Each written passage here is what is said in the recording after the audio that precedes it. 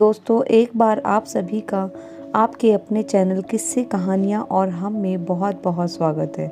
आज की हमारी कहानी का शीर्षक है एक शराबी पति की कहानी। एक शराबी पति की कहानी। कुछ पैसों के लिए अपनी पत्नी को अपने ही दोस्त को बेच दिया।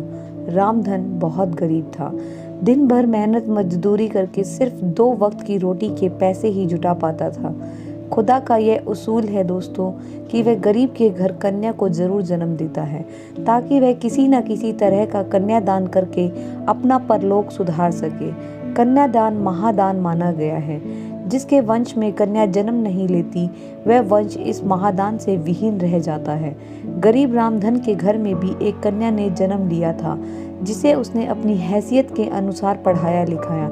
रामधन की बेटी का नाम कविता था जो युवावस्था में आते आते काफी सुशील और सुंदर युवती बन गई थी। युवक उसकी सुंदरता को देखकर आहें भरने लगे थे। एक दिन रामधन के मित्र गोपाल ने उससे कहा, मित्र, अब तुम्हारी पुत्री कविता भी विवाह योग्य हो गई है। लड़की पराया धन होती है और पराया धन अपने पास ज्यादा समय तक नहीं रखना चाहिए। चोर लुटेरे सरेआम घूमते फिरते हैं, इसलिए अपनी पुत्री कविता का विवाह योग्य लड़का देखकर जितनी जल्दी हो सके विवाह कर दो। तुम ठीक कहते हो मित्र, मैं आज से ही अपनी बेटी के लिए योग्य वर की तलाश करता हूँ। रामधन ने अपने मित्र का धन्यवाद करते हुए कहा। उसी दिन से वह कविता के लिए लड़का तलाश करने में जुट गया। रामधन की मेहनत रंग लाई और बहुत जल्द ही उसे कविता के लिए योग्य वर मिल गया। शहर में रहता था और छोटा मोटा कारोबार करता था। 2 वक्त की रोटी का कोई टोटा नहीं था। कविता दुल्हन बनकर कमल के घर आ गई। उन दोनों की सुहाग रात थी। जब कविता फूलों से सजाई गई सेज पर बैठ गई, घर में उसके अलावा कोई भी नहीं था। कमल अकेला था। उसकी शादी में आने वाले सब रिश्तेदार चले गए थे। रात के 11 बज गए थे। कविता को समझ में नहीं आया था कि उसके पति आज की रात भी कहाँ रह गए। धीरे धीरे 12 बज गए। 12:10 बजकर मिनट पर दरवाजा खुला। कविता संभल कर बैठ गई। उसने घूंघट और नीचा कर लिया। कमल धीरे धीरे चलता हुआ सुहाग सेज के पास आया। अपने आप पर काबू रखने का प्रयास कर रहा था। उसके कदम लड़खड़ा रहे थे। कविता कलेजा थाम कर रह गई। उसने एक ही नज़र में पहचान लिया था कि उसे शराबी पति मिल गया है। एक पल के लिए उसने सोचा कि शायद हो सकता है उसके यार दोस्तों ने खुशी के मौके पर पिला दी हो। उसने दिमाग से बात निकाल दी। कमल धीरे धीरे चलता हुआ उसके पास आकर बैठ गया। उसने गर्दन झुका ली। मेरी जान कविता, मुझे माफ़ करना, मैं दोस्तों में फंस गया था। सालों ने ज़बरदस्ती पिला दी थी। कविता ने कोई जवाब नहीं दिया। नाराज़ हो मेरी रानी, कमल ने कहकर धीरे से हाथ बढ़ाया और उसका घूंघट उलट दिया। कविता ने ज़रा सा भी विरोध नहीं किया, केवल इसलिए कि यदि उसने विरोध किया तो कहीं साड़ी ना फट जाए। शराबी का क्या भरोसा। कमल के सम्मुख जैसे चांद निकल आया है। कमल कविता को एकटक देखता रहा, फिर उसने उसे अपने करीब खींच लिया। कविता ने कोई विरोध नहीं किया। दोनों इस वक्त काफी करीब आ गए थे। उन्हें लगा जैसे वक्त थम गया है, लेकिन यह उनका वहम था। रात मंथर गति से बीत रही थी। कमरा अंधकार में डूबा हुआ था। कविता सुबह उठी और घर के काम में लग गई। उसके यहाँ और तो कोई था ही नहीं जो काम में उसका हाथ बटाता। कमल काफी देर से उठा क्या कविता नहीं उठाया था। चाय बनाकर कमल ने चाय पी ली। कविता खाना बनाने में लग गई। उसका ख्याल था कि कमल अपने काम पर जाएगा, लेकिन वह काम पर नहीं गया। जब कविता ने पूछा कि काम पर नहीं जाओगे क्या, तो उसने कह दिया कि अभी 2-4 दिन कहीं नहीं। दिन हो गए, कमल काम पर नहीं गया। छठे दिन कविता ने उससे कहा, अब आपको काम पर जाना चाहिए। यदि आप काम पर नहीं जाओगे तो घर खर्च कैसे चलेगा? सब चल जाएगा, तुम क्यों चिंता करती हो? कमल ने कहा, कमा भी लेंगे, अभी कौन सी आफत आ गई है? फिर कविता ने कुछ नहीं कहा। 1 सप्ताह बीत गया। कमल हर रात को पीकर आता था और उससे चिपक जाता था। कविता बुरी तरह परेशान थी, परंतु करे भी तो क्या करे। उसने कई बार दबी जुबान से कहा भी था कि आपको शराब नहीं पीनी चाहिए, लेकिन कमल ने उसकी बात पर कोई ध्यान नहीं दिया था।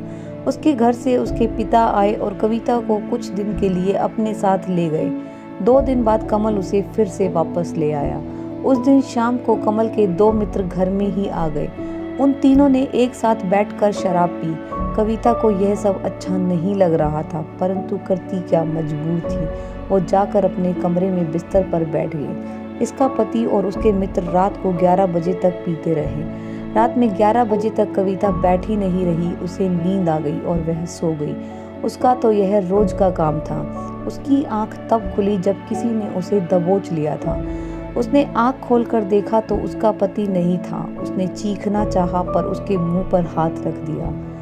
काफी देर तक संघर्ष चलता रहा। आखिर में उसने कविता को दबोच ही लिया, किसी हिरनी की भांति, जैसे सिंह दबोच लेता है। कविता रोती रही, उसकी इज्जत लुटती रही। वो सोच रही थी कि उसका पति किस काम का, जिसे इस बात का भी ज्ञान नहीं कि इसकी पत्नी के साथ क्या हो रहा है।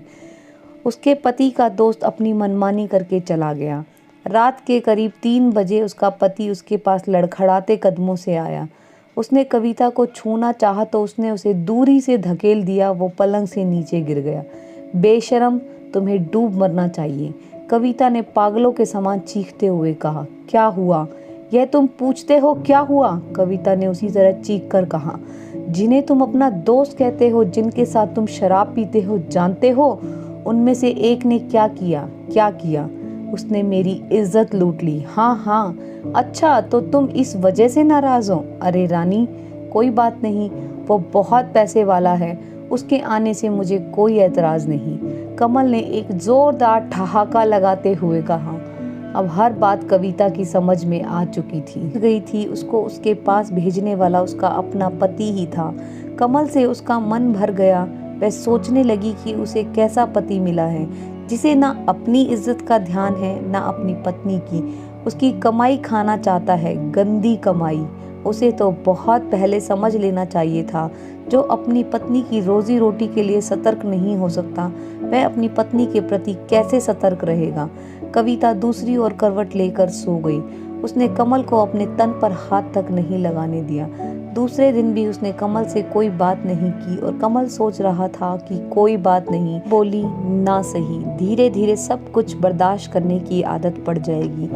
रात को जिस समय कमल शराब पीकर कमरे में आया, उस समय कविता अपनी किस्मत पर रो रही थी कि पिछले जन्म में कौन सा पाप किया था कि उसको कमल जैसा पति मिला, जिसे उसकी इज्जत का कोई ख्याल ही नहीं है और अपने हाथों से अपनी पत्नी को दूसरों को सौंप रहा है। जबकि मर्द तो ऐसे होते हैं कि कोई उनकी पत्नी को नज़र भर कर देख भी ले तो वह मरने मारने को तैयार हो जाते हैं। ये किस बात का पति है?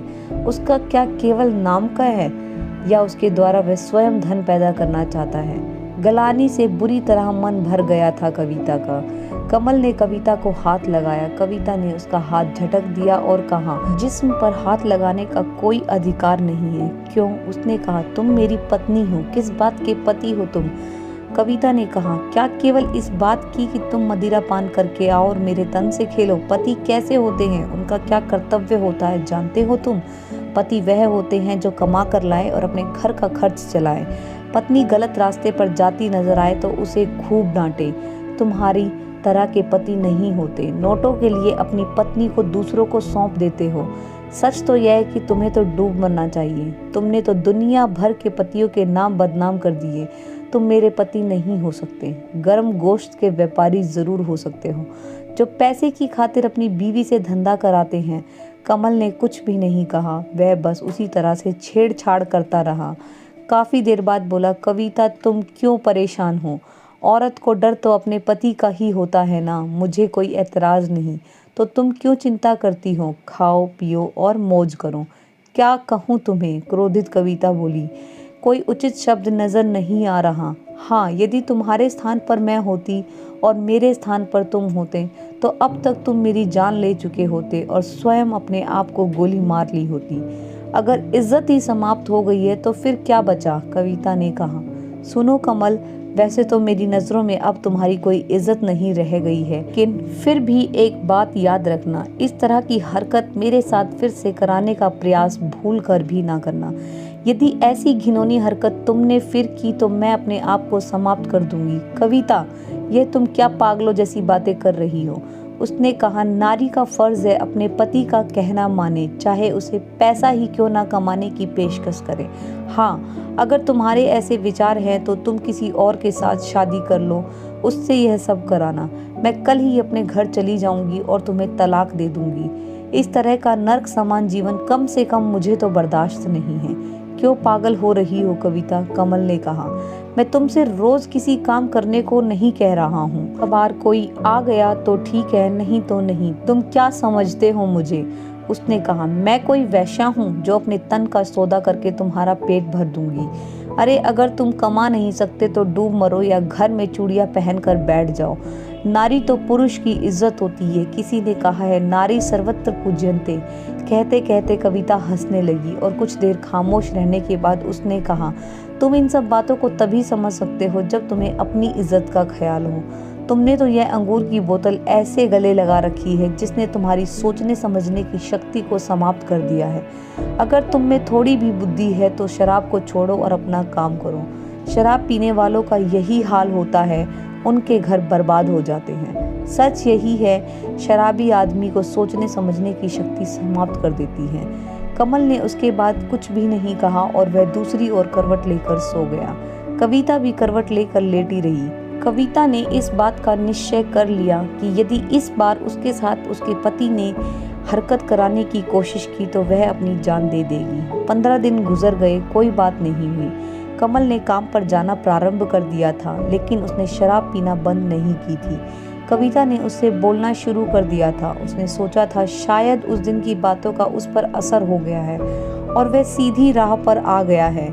कभी कभी ऐसा भी हो जाता है कि आदमी को कोई बात लग जाती है, लेकिन कहते हैं ना कि कुत्ते की पूंछ 12 साल तक नलकी में रखो, जब निकलेगी तो टेढ़ी ही निकलेगी। कमल ने देखने के लिए अब ये क्या करती है, उस रात को उसने अपने एक साथी को कविता के कमरे में भेज दिया। जब उसने जाकर उसे छुआ, उसकी आंखें खुली तो उसने पूरी शक्ति से उसे ढकेल दिया। बचाओ बचाओ चिल्लाने लगी, परंतु बचाने कौन आता? उसे भेजने वाला तो उसका अपना ही पति था, जो अपनी पत्नी के शरीर को बेचकर उसकी कमाई खाना चाहता था। आदमी के आगे औरत कमज़ोर होती है।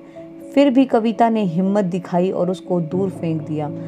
भागकर कमरे से बाहर आई और भागकर पहुंची वहां जहां उसका पति था। उसके पति छत पर था। उसने अपनी पत्नी को पकड़कर दोस्त को दे दिया। उसका पति और उसका दोस्त बिल्कुल छत के किनारे पर खड़े थे। उसने उन लोगों को वहीं से धक्का दे दिया और खुद अपने मायके चली गई। इस कहानी से हमें यही सीख मिलती है दोस्तों कि औरत को कभी भी कमज़ोर नहीं समझना चाहिए। अगर एक औरत हमें जन्म दे सकती है तो वह कुछ भी कर सकती है। दोस्तों, कहानी कैसी लगी कमेंट करके अपनी प्रतिक्रिया ज़रूर देना। दोस्तों, हम आपके लिए अच्छी इसी तरीके से नई नई कहानियाँ लेकर आते रहेंगे। तब तक के लिए धन्यवाद। सब अपना ख्याल रखना। धन्यवाद दोस्तों।